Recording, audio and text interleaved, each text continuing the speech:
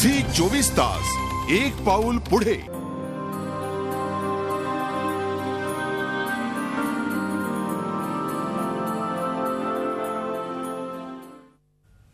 तिचे प्रश्न। ज्या मुंबईत लाखो महिला कामानिमित्त घराबाहेर पडतात, मात्र या महिलांना बाहेर पडल्यानंतर अनेक समस्यांना सामोरं जावं लागतं। त्यापैकीच एक समस्या म्हणजे सार्वजनिक शौचालयांची। एकीकडे मुंबईचे शांघाय करण्याच्या गोष्टी होत असताना दुसरीकडे महिलांना सुविधा पुरवण्याच्या नावानं मात्र ठणठणाट आहे। हे वास्तव आम्ही जरी मुंबईतलं मांडत असलो तरी सुद्धा हा प्रश्न मुंबई बाहेरही तितकाच गंभीर आहे। देशाची आर्थिक राजधानी असलेल्या मुंबईत फक्त महिलांसाठी एकही सार्वजनिक शौचालय नाही। ऐकून आश्चर्य वाटलं ना?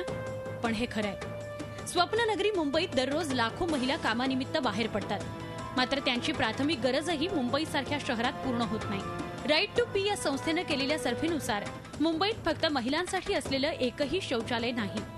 मुंबईची लोकसंख्या पाहता 50,000 सार्वजनिक शौचालयांची गरज आहे। त्यापैकी फक्त 200 शौचालयाची कामं सुरू आहेत। उपनगरीय रेल्वे स्टेशन्सवरील 17% शौचालयं ही महिलांसाठी आहेत। त्यामधील तब्बल 93% बंद अवस्थेत आहेत। मुंबईत महानगरपालिकेकडून सुलभ आणि पे अँड यूज शौचालय आहेत। त्यापैकी पालिकेच्याच 5 वॉर्डांमध्ये सर्वेक्षण केलं असता एकूण 1770 शौचालय आहेत। मात्र त्यापैकी 1033 ही पुरुषांसाठी आहेत, तर केवळ 737 शौचालयं ही महिलांसाठी आहेत।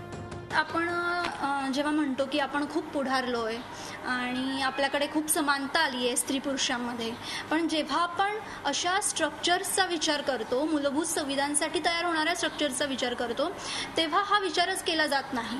म्हणजे एवढी काय म्हणू आपण त्याला जेंडर इनसेन्सिटिव्हिटीने याच्याकडे बघितलं जातं। एकतर प्रत्यक्षात महिलांसाठी असलेल्या शौचालयाचं प्रमाण कमी आहे। जी आहेत त्यांची दुरवस्था पाहता तिथे जाण्यास महिलांना भीती वाटते।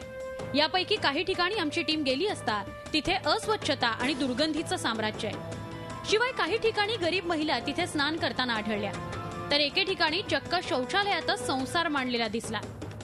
आम्ही जेव्हा एका शौचालयामध्ये आलो तेव्हा एक धक्कादायक बाब उघडकीस आली। ती म्हणजे एका सार्वजनिक शौचालयामध्ये चक्क घर मांडण्यात आलेलं आहे। तुम्ही बघू शकता अन्न शिजवण्याची सोय इथे करण्यात आलेली आहे। शिवाय जसे आपण घरी कपडे लटकवतो तसे कपडे इथे लटकवण्यात आलेले आहे। एक प्रकारचं छोटं किचनच इथे बनवण्यात आलंय। इतकंच नाही तर या शौचालयाची जी वीज आहे तीही घरकामासाठी वापरली जाते।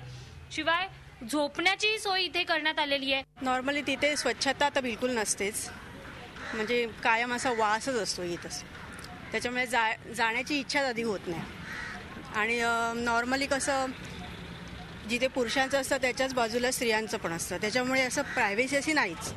मुंबईचं शांघाय होण्याचं स्वप्न पाहणारी स्वप्ननगरी महिलांची प्राथमिक गरज पूर्ण करण्यातही कमी पडतेय। अशा स्थितीत महिला सक्षमीकरणासाठी पुढे येणाऱ्या आपल्या व्यवस्थेतील सगळ्या घटकांनी विचार करण्याची गरज आता भासतेय। झी 24 ताससाठी दीपाली जगताप, मुंबई। महिलांच्या समस्या आणि त्यांचे प्रश्न मांडून आम्ही आज हा महिला दिन साजरा करण्याचा एक वेगळा प्रयत्न केलेला आहे। पण खरं तर महिलांनी त्यांच्या समस्यांबाबत, त्यांना येणाऱ्या अडचणींबाबत तितक्याच जागरूकतेनं बोलणं सुद्धा तितकंच आवश्यक आहे। आज इथेच थांबतोय। पाहत रहा झी 24 तास एक पाऊल पुढे।